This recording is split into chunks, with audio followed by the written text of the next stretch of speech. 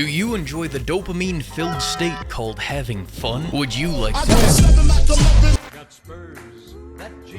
Our story begins in the ancient year of 2008. Bush was president, but not for much longer. Tsuyoshi Nakatomi Tower created Bitcoin, and the world was in economic crisis. But more significant than all of that, the release of Saints Row 2, baby, hell yeah. Saints Row 2 is a chaotic sandbox ragdoll simulator that's more focused on being fun, rather than making any kind of sense whatsoever. A game where everywhere you go, the NPCs are doing something so stupid that they feel like they could almost be real humans. And all the women have humongous personalities. Somehow the PC port has more bugs than Cyberpunk and yet is about 20 times more enjoyable to play. Now I said somehow just a second ago, but I know exactly why this port is so buggy. You want to know why? Too bad you don't have a choice. For many years, THQ dominated the shitty game market, exploiting children's lack of taste and love for popular franchises like Jimmy Neutron, SpongeBob Incredibles, and so on. Peaking in 2007, raking in a company record of $1 billion in revenue. But then an unspeakable tragedy struck the world. Generation Z, with their Flash and their mobile games.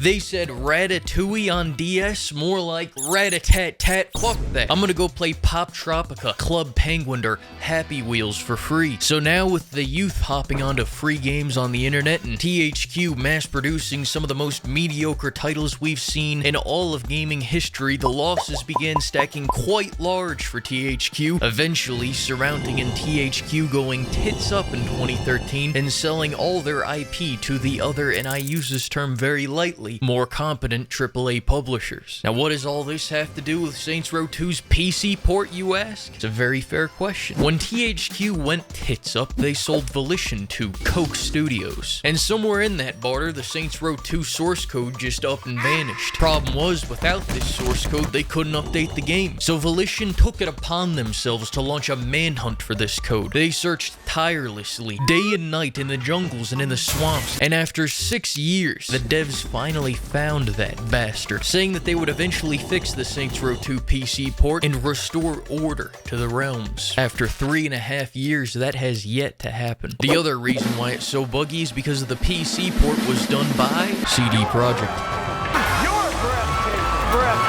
Starting with the beginning, the first mission. The game begins with you locked up in a prison hospital, a misunderstood entrepreneur locked up unrighteously by the police simply because of the way you look and where you come from. Well, okay, also the domestic terrorism charges because you executed the mayor, the chief of police, and half of the fucking police force in the last game, but I like my version better. Anyways, a man named Carlos then helps you break out through a process of killing countless guards and making it to a boat with a box mag LMG that allows you to blow up countless more. Now let's take a look at the GTA 4 intro. You get off of a boat from the fictional wasteland of Serbia, then drive around talking to a man named Rome for 10 minutes. What are we doing? You see, that's all narrative, that's all expedition, that's a bunch of bullshit that I don't care about. No, you can call me boomer scum all you want, but what I really care about is having a fun time. And don't worry, if you're an Elden Ring player that's unfamiliar with that word, here's a definition so you can follow along. You see, the combat in Saints Row 2 is perfectly optimized by quants to be as chaotic and random as possible to ensure that you're always in the fun zone. Cover system? Never heard of her. Dual-wielding 2 deagles and fluorescent colored clothing is the name of this game. Health bars? Who's that? What do you work for Ubisoft? What are you going on about? As far as guns go, they didn't get too crazy with the weapons yet, but you've still got some of the coolest designs for guns in all of gaming, in my incredibly unbiased opinion. Just look at the Pimp Cane shotgun, for example. It's a pimp cane and a shotgun. Is your mind not blown? Mine is, so is his. Then look at the Annihilator RPG. It's laser guided, so you just shoot this somewhere into the atmosphere, then point it at your target and boom! You see that? You see what I mean? Fun. Oh, I guess you guys already handled this. Oh, that's great.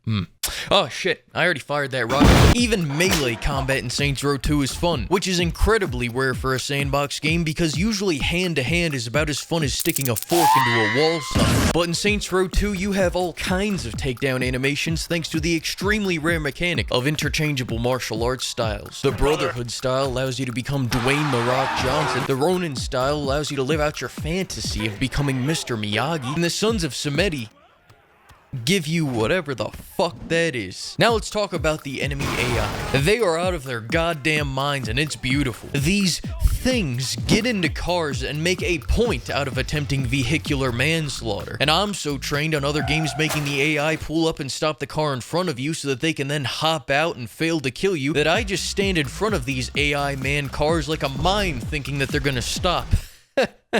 But I assure you, stop isn't a word in their programming. They will start a 20-car pileup trying to get at those cheeks of yours if that's what it takes for justice to reign supreme. And God forbid you cross paths with one of these madmen equipped with an RPG. One time I was walking up the stairs of a stronghold to help my brothers in Christ in their time of need, and as soon as I walked in that door... I'm sorry, GTA who? Now, I could keep regaling you about all my tales from the cold streets of southern Chicago, like the times where 3 AI teammates would get stuck and when I got near they would disperse, causing my game to crash, or how I clipped a cop car into scaffolding and it started violently flipping, or how occasionally the AI can't figure out how to overcome small barriers, so you have to creatively reposition them. But ultimately, in my time studying the chaos of this sandbox, I have collected so many different stories that I simply don't have the time to tell you all of them. Driving in this game is also unsurprisingly pretty wacky. Bugs aside, even the control scheme is unlike anything you've ever seen. But as a loyal disciple of the cult, I will forgive them because of this next thing. The radio. The car radio in Saints Row 2 is God's gift to man. 95.7K rhyme, it's good. Gen X, nice. But 102.4 classic FM,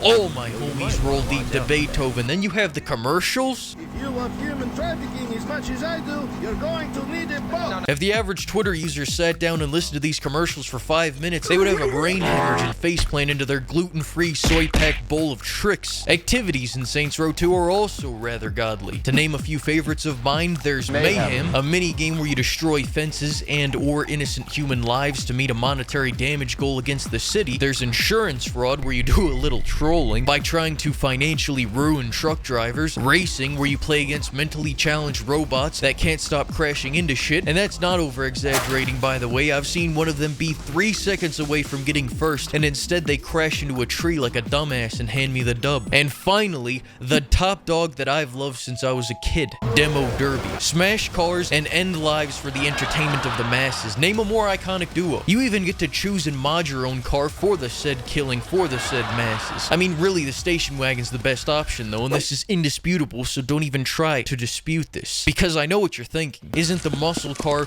better, faster, stronger? Those are all very astute points, by the way. Counterpoint. I'm standing behind you with a gun.